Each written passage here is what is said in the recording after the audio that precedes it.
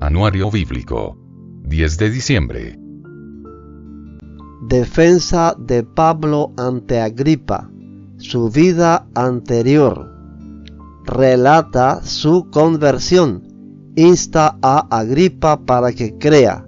Hechos 26, 1 al 32.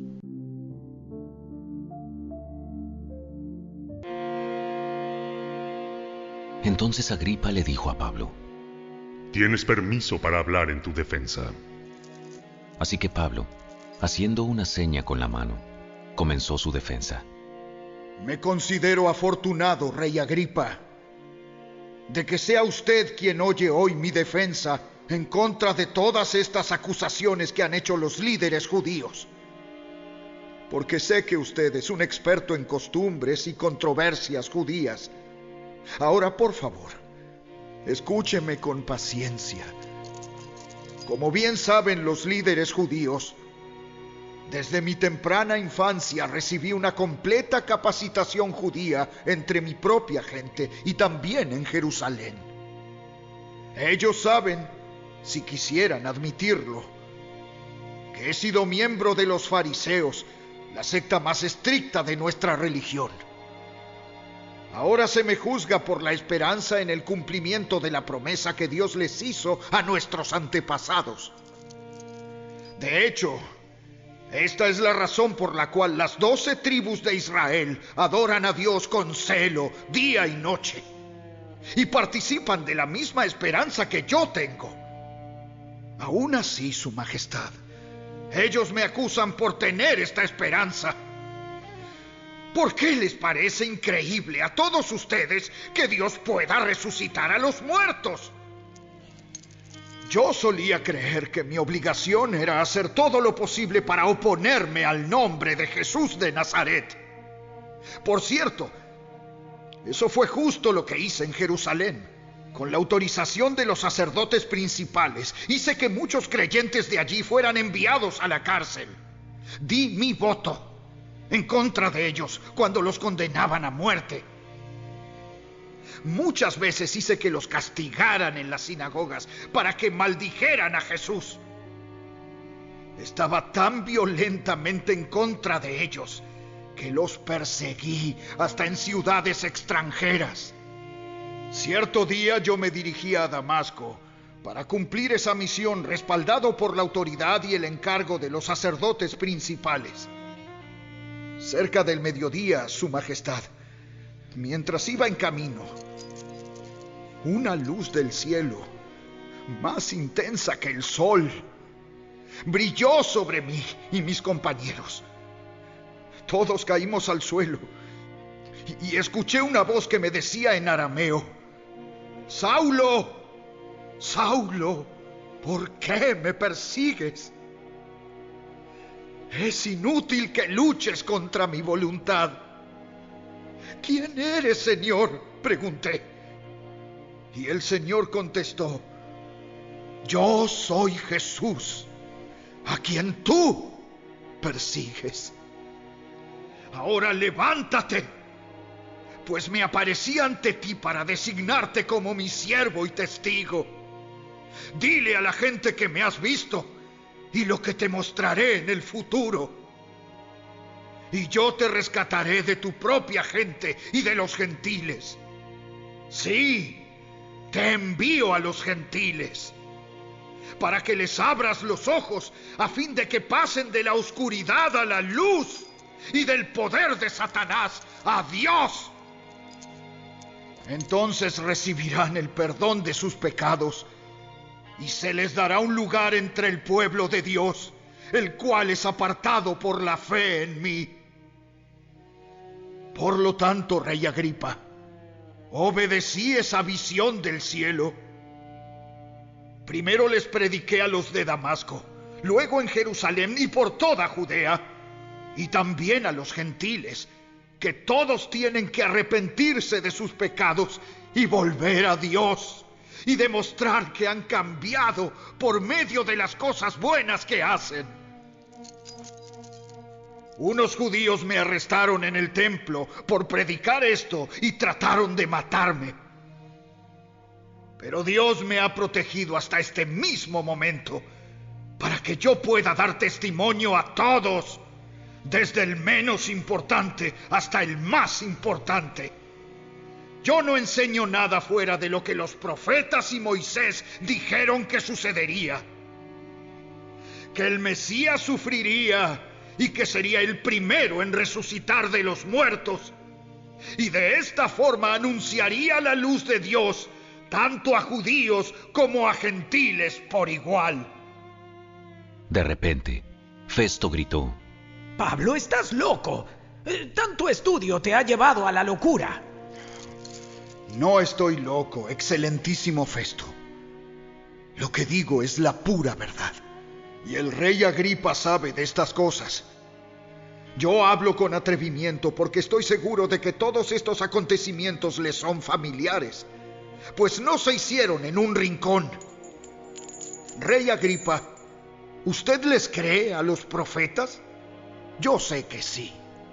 Agripa lo interrumpió.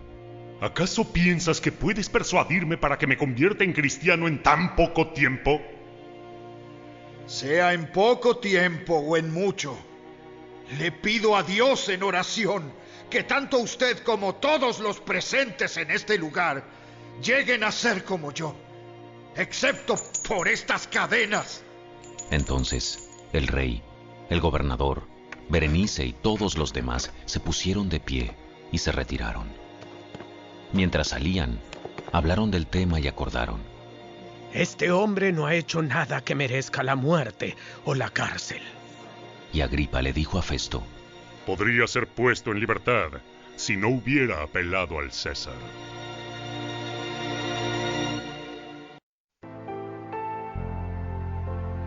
Pablo es enviado a Roma. La tempestad en el mar. El naufragio. Hechos 27, 1 al 44.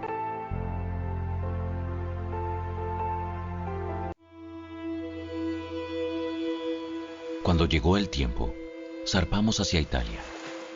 A Pablo y a varios prisioneros más los pusieron bajo la custodia de un oficial romano llamado Julio, un capitán del regimiento imperial. También nos acompañó Aristarco, un macedonio de Tesalónica.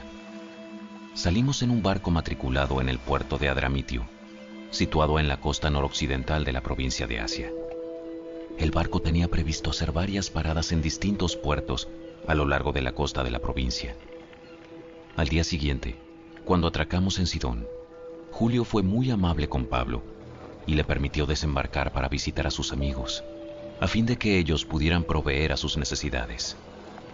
Desde allí, nos hicimos a la mar y nos topamos con fuertes vientos de frente que hacían difícil mantener el barco en curso, así que navegamos hacia el norte de Chipre, entre la isla y el continente. Navegando en mar abierto, pasamos por la costa de Cilicia y Panfilia y desembarcamos en Mira, en la provincia de Licia. Allí, el oficial al mando encontró un barco egipcio de Alejandría con destino a Italia y nos hizo subir a bordo. Tuvimos que navegar despacio por varios días y después de serias dificultades, por fin nos acercamos al Nido, pero teníamos viento en contra, así que cruzamos a la isla de Creta, navegando al resguardo de la costa de la isla con menos viento, frente al cabo de Salmón. Seguimos por la costa con mucha dificultad y finalmente llegamos a buenos puertos, cerca de la ciudad de Lasea. Habíamos perdido bastante tiempo. El clima se ponía cada vez más peligroso para viajar por mar, porque el otoño estaba muy avanzado, y Pablo comentó eso con los oficiales del barco. Les dijo: Señores, creo que tendremos problemas más adelante si seguimos avanzando. Naufragio, pérdida de la carga y también riesgo para nuestras vidas. Pero el oficial a cargo de los prisioneros les hizo más caso al capitán y al dueño del barco que a Pablo, ya que Buenos Puertos era un puerto desprotegido, un mal lugar para pasar el invierno. La mayoría de la tripulación quería seguir hasta Fenice, que se encuentra más adelante en la costa de Creta, y pasar el invierno allí. Fenice era un buen puerto, con orientación solo al suroccidente y al noroccidente. Cuando un viento suave comenzó a soplar desde el sur, los marineros pensaron que podrían llegar a salvo. Entonces levaron anclas y navegaron cerca de la costa de Creta.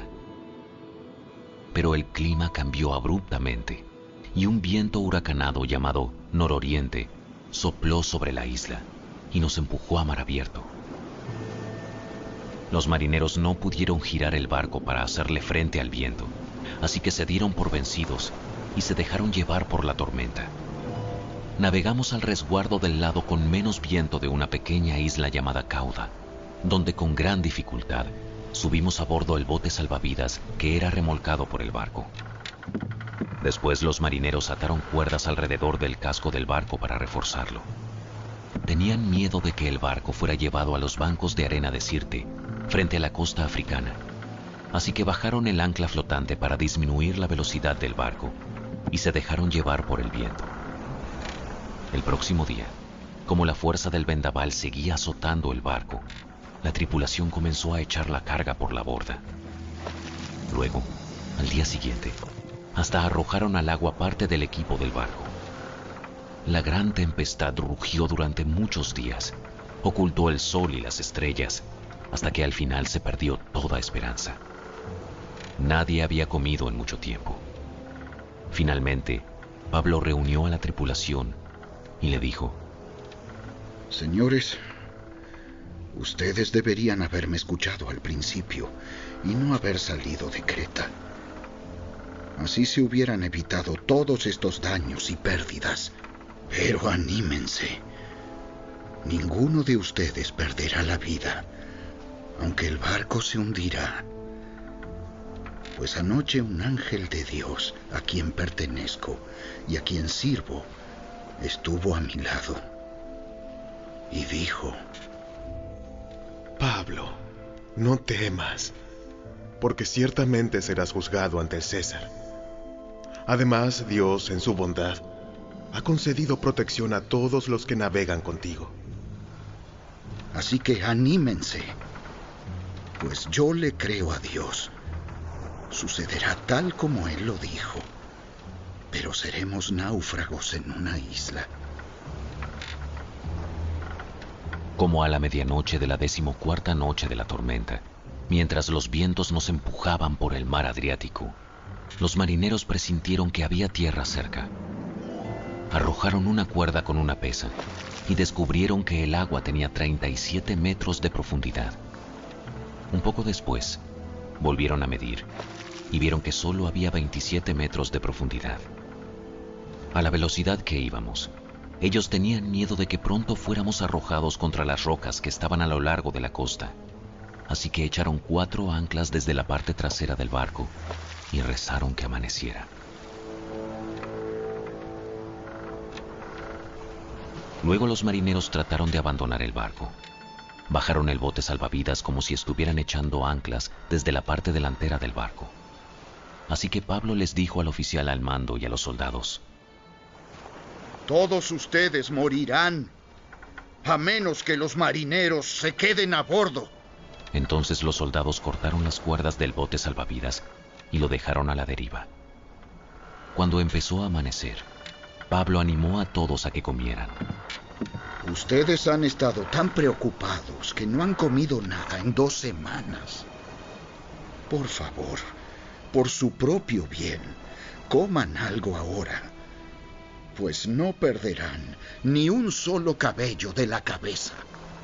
Así que tomó un poco de pan, dio gracias a Dios delante de todos, partió un pedazo y se lo comió. Entonces todos se animaron y empezaron a comer, los 276 que estábamos a bordo. Después de comer, la tripulación redujo aún más el peso del barco, echando al mar la carga de trigo. Cuando amaneció, no reconocieron la costa, pero vieron una bahía con una playa, y se preguntaban si podrían llegar a la costa haciendo encallar el barco. Entonces cortaron las anclas y las dejaron en el mar. Luego soltaron los timones, izaron las velas de proa y se dirigieron a la costa. Pero chocaron contra un banco de arena y el barco encalló demasiado rápido. La proa del barco se clavó en la arena mientras que la popa fue golpeada repetidas veces por la fuerza de las olas y comenzó a hacerse pedazos. Los soldados querían matar a los prisioneros para asegurarse de que no nadaran hasta la costa y escaparan, pero el oficial al mando quería salvar a Pablo, así que no los dejó llevar a cabo su plan. Luego les ordenó a todos los que sabían nadar que saltaran por la borda primero y se dirigieran a tierra firme. Los demás se sujetaron a tablas o a restos del barco destruido, así que todos escaparon a salvo hasta la costa.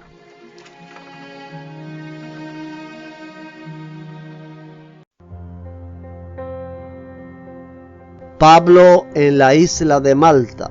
Hechos 28, 1 al 10.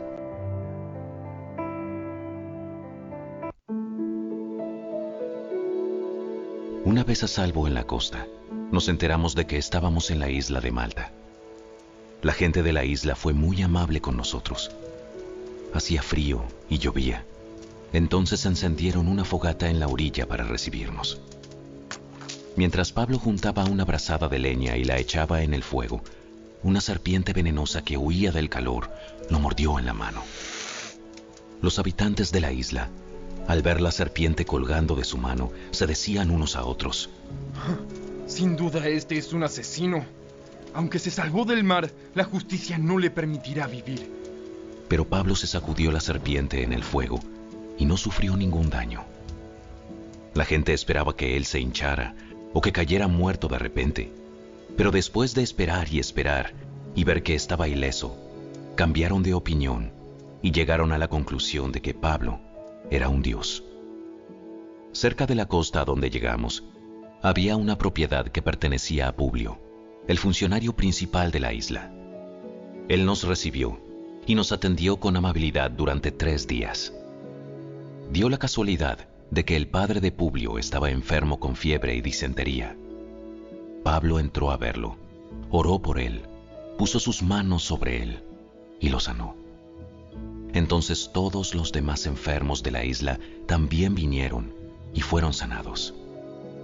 Como resultado, nos colmaron de honores, y cuando llegó el tiempo de partir, la gente nos proveyó de todo lo que necesitaríamos para el viaje.